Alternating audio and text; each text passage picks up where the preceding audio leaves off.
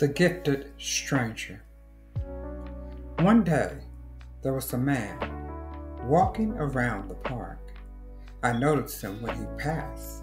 He passed me from the start. He had a hat on his head that said, "I believe," but his clothes were dirty, as if he hadn't received. He walked around the park, speaking to everyone. As he smiled, he appeared to be a special one. His clothes were dirty and torn, you see, but the smile he wore was magnified by thee. He looked as if he could use a bath, but the sound in his voice carried joy when he laughed. He was such a peaceful-looking man, you see. I wondered if those around me could see what I did see. He appeared to have no place to go as he walked around the park with such a glow.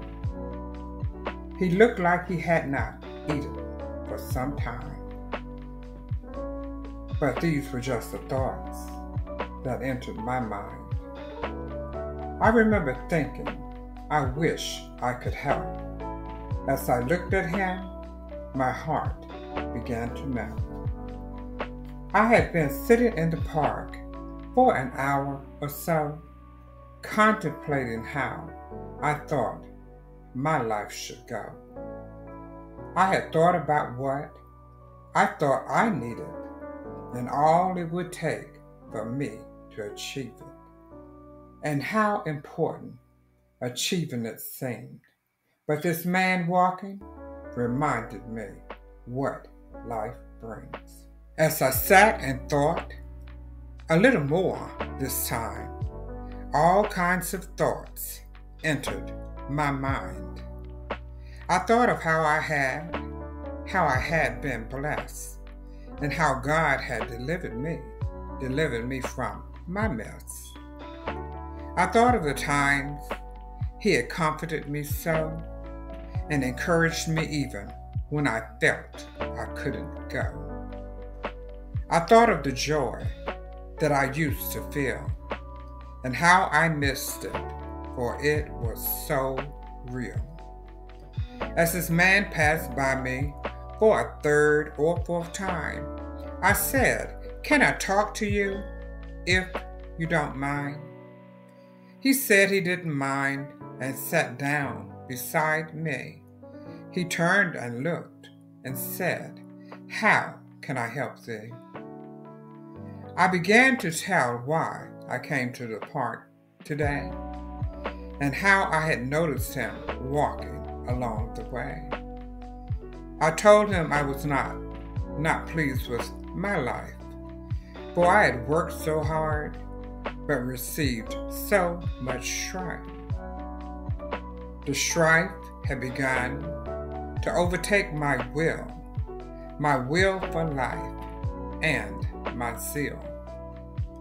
I told him I noticed him because of his smile, and it seemed he had no problems, and he had no trials. It seemed he owned nothing but the smile on his face, yet he appeared so peaceful and had so much grace. I told him I had been sitting, thinking about myself, and looking at him reminded me of the joy that I once felt. The joy I felt was no longer there, but now I realized I desired it beyond compare. Beyond my dreams of success, you see, for the inner joy was what would please me. He told me I could have the joy again if I would only heed to God's commands. He told me God couldn't be second in my life, no matter what situations nor what strife. If I desired to have the joy once more, I must seek God first, more and more.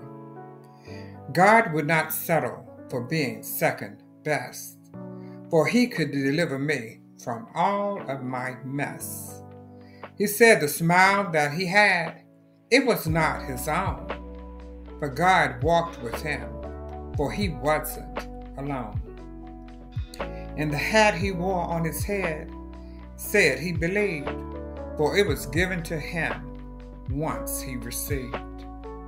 And he knew that people judged him, and they didn't understand, but yet he was following God's commands.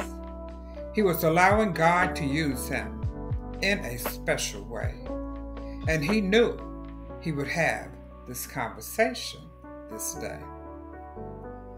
He told me to look up and not look down, for if I truly seeked God, he was around. He told me that I had left God, but he never left me. Trust in God, the power that be. And then he said to me, now give me your hands. I gave it to him, yet I didn't understand. He said to me, now close your eyes. It was at that point I realized. He began to pray for me that day, asking God to help me all along the way. He asked God to strengthen me and give comfort too, when faced with life's challenges and knowing not what to do. He asked God to renew the joy I once had and fix my heart so I wouldn't be sad. He asked God to give me the peace that I desired and place in my heart a burning desire. He said, give her the desire to succeed in this life with him, I would achieve. As he finished praying for me on that day, I no longer was lost. I knew the way. The joy had returned, and I was renewed.